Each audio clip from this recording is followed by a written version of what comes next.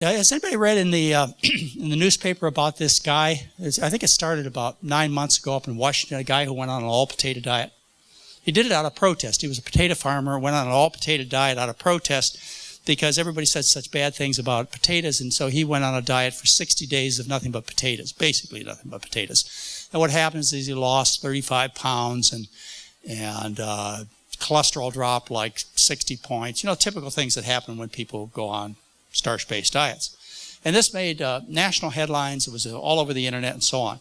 And people thought it was something original. Actually, what he did was he copied behaviors that have been done by millions of people, not out of choice, and also an experiment that was published in 1928.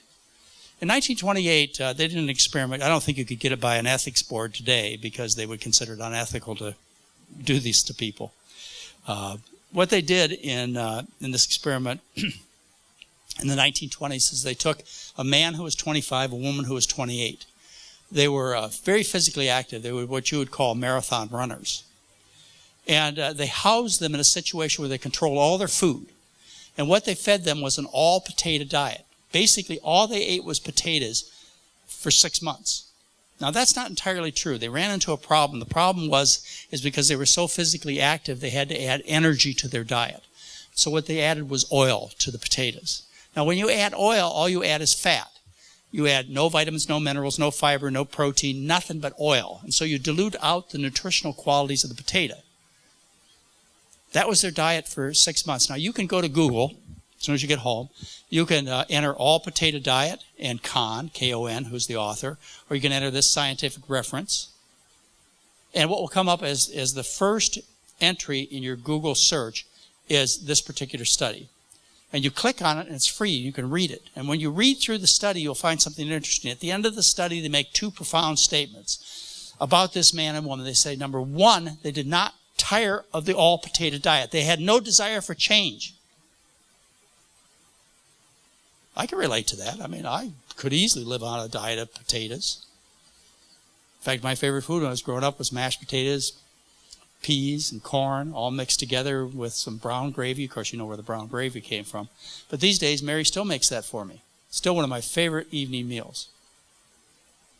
They did not tire of the all-potato diet. Number two, they declared them in excellent health. The way they stated it was, even though they were both physically active, they were described as in good health on a diet in which the nitrogen protein was practically solely derived from potatoes.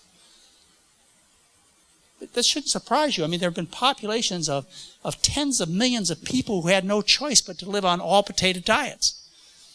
At the turn of the century, between the 1800s and 1900s in Poland and Russia, that's all they had was potatoes. There have been many populations of people who have lived on diets solely of starches, not only out of choice, but out of necessity. All right. So the strongest argument I have for you that the right diet for you is a starch-based diet is the following. And that is that all populations of trim, healthy people throughout all verifiable human history obtained the bulk of their calories from starch. And that's a little confusing, isn't it? So let's go over it one more time.